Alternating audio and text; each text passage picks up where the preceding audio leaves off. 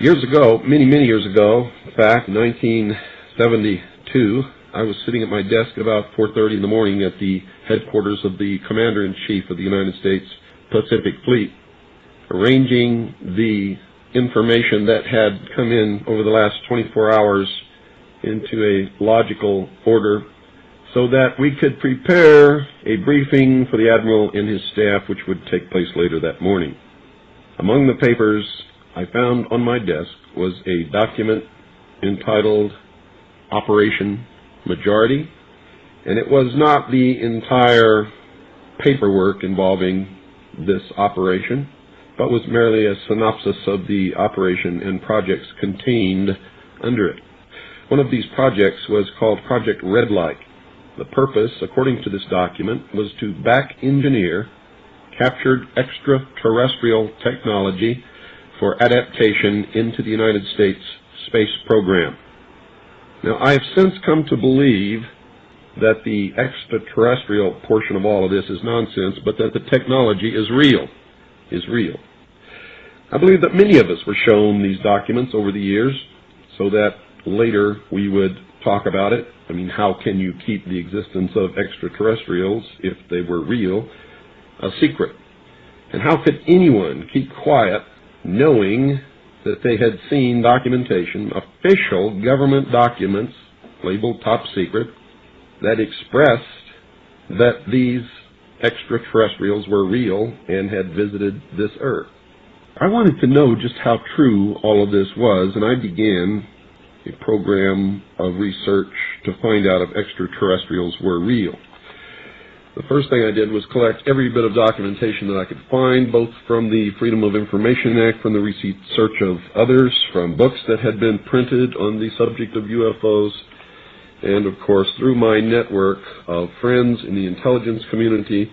What I discovered was amazing. What I discovered, ladies and gentlemen, is that there has been a plan in existence since about 1917, and probably before that, to create an artificial extraterrestrial threat to this earth in order to create a one-world totalitarian socialist government. One of the first documents that I found in my search was this one, the Imperial Japanese Mission 1917, a record of the reception throughout the United States of the special mission headed by Viscount Ishii. And when the Imperial Japanese Mission was in New York City, they had a dinner, and some pretty famous people spoke at this dinner. One of them was John Dewey. John Dewey is the father of our failing, disastrous public education system. Here's what he said. Listen very carefully.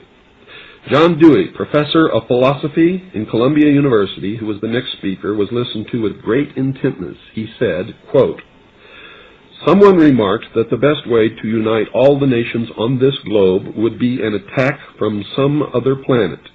In the face of such an alien enemy, people would respond with a sense of their unity of interest and purpose." Unquote. Now, bear in mind, folks, that's 1917.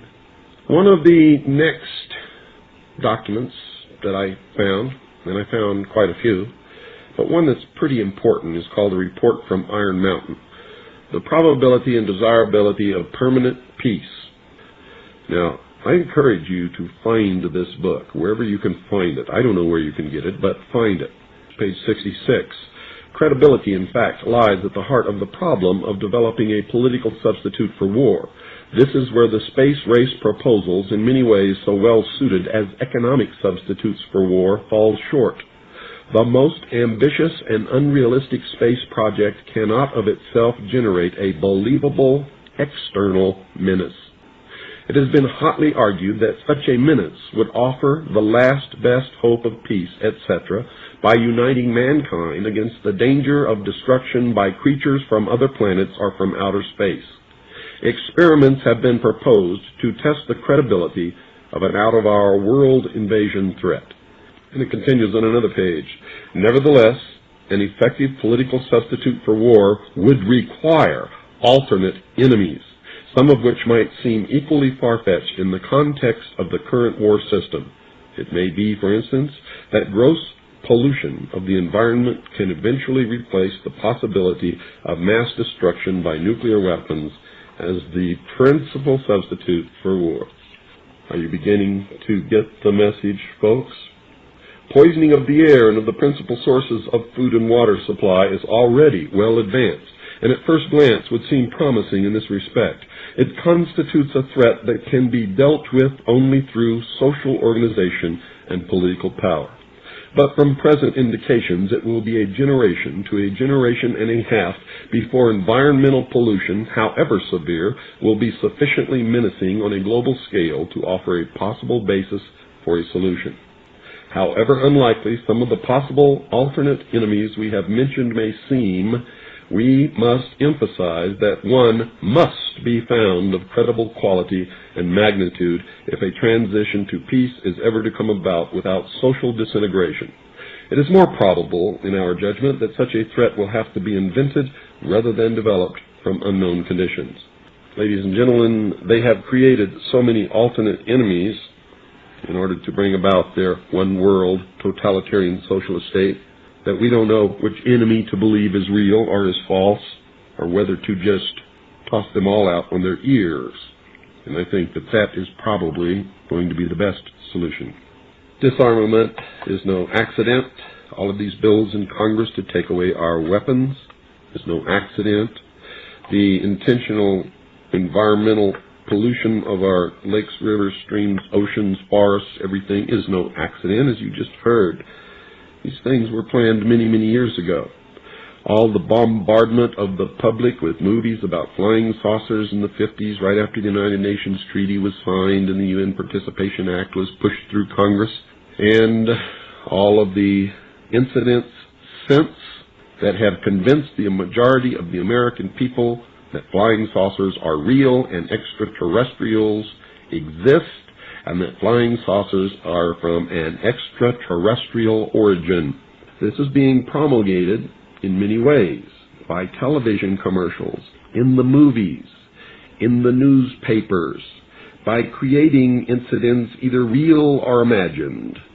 I believe, because of my research and because of the extensive documentation that I've found and that is in my book, that this whole scenario has been created to give us an artificial alien threat from outer space.